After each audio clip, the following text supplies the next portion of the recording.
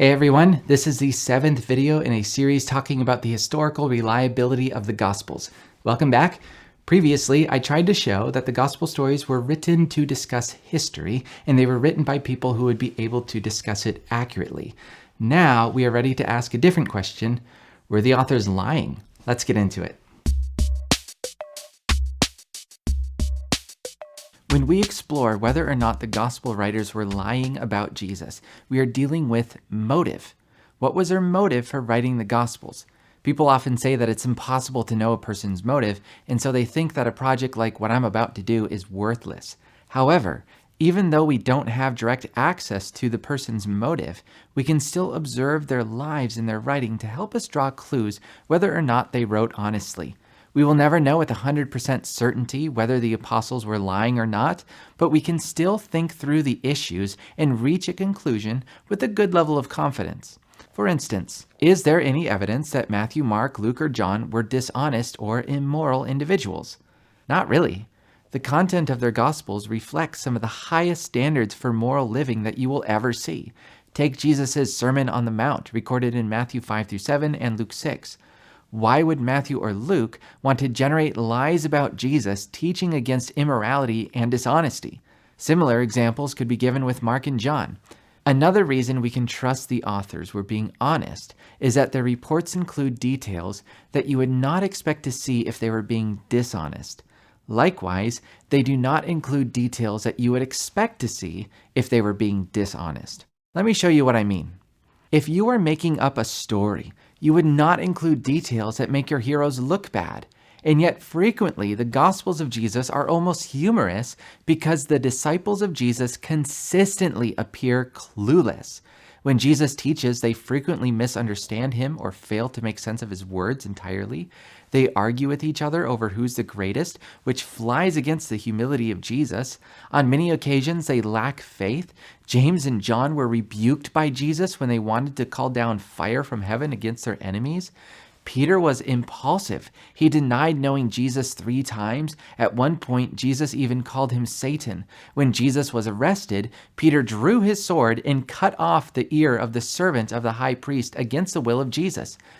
Peter was a fisherman, not a master swordsman. I don't think he was aiming for the ear. Sounds to me like he was going for the head. These people were leaders of the early church at the time when these stories about them were written. Why would they include these stories? The only conceivable reason that we see the disciples of Jesus painted in a bad or embarrassing light is because the authors of the Gospels were concerned about accuracy. They were committed to giving a true report, even if it meant giving an unflattering account of their own leaders. In addition to embarrassing details, the Gospels also include hard or difficult teachings of Jesus.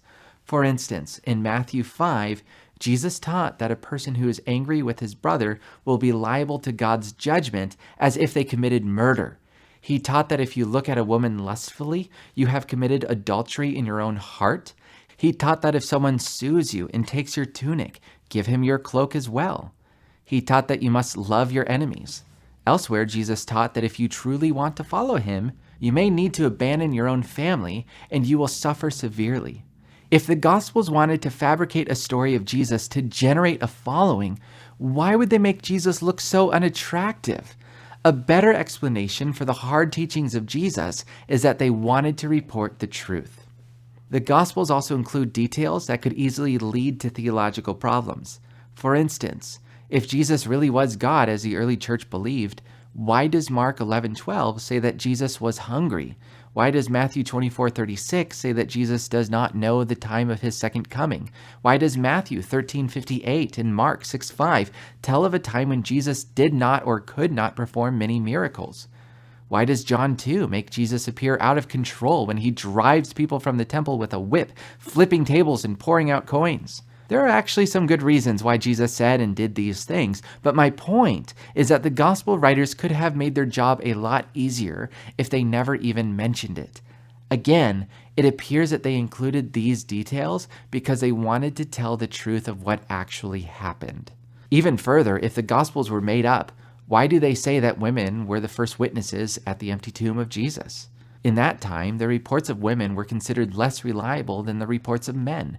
The empty tomb was a crucial detail in the resurrection of Jesus, so it would be unlikely that women would be the first witnesses of the empty tomb unless it actually happened that way, and the gospel writers were committed to telling the truth. In addition to the hard, difficult, or embarrassing details in the Gospels, there are also some details missing that you would expect to find if the Gospels were made up. For instance, one of the debates in the early church was whether or not non-Jewish Christian men should be circumcised. Jesus taught a lot of different things, but he never addressed this question directly. If the Gospel writers were dishonest, they could have easily solved the issue by putting words in Jesus' mouth.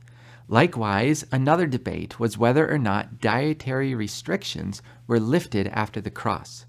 Before then, the Jews were not allowed to eat the meat of animals considered unclean, but it wasn't clear if that remained the case for all the Christian believers after Jesus was gone. Consider how Mark addresses the issue. And Jesus called the people to him again and said to them, "Hear me, all of you, and understand, there is nothing outside a person that by going into him can defile him, but the things that come out of a person are what defile him." And when he had entered the house and left the people, his disciples asked him about the parable. And he said to them, "Then are you also without understanding?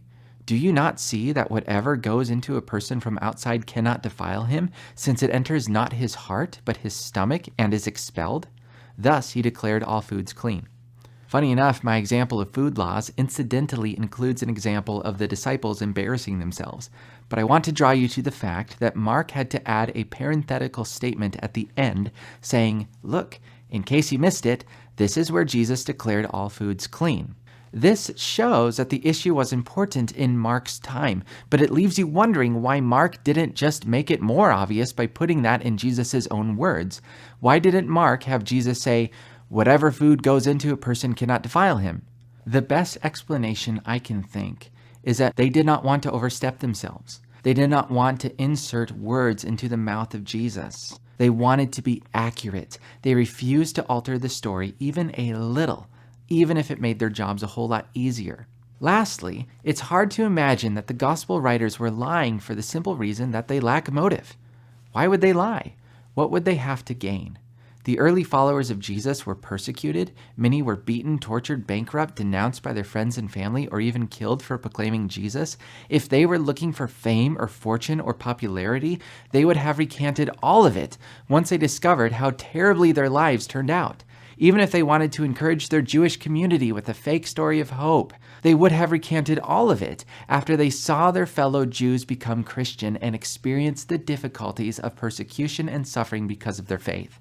It simply doesn't make sense that they would ever want to lie about the life of Jesus. So far in this series, I showed that the authors intended to record history, they were able to record history, and they were not lying about history.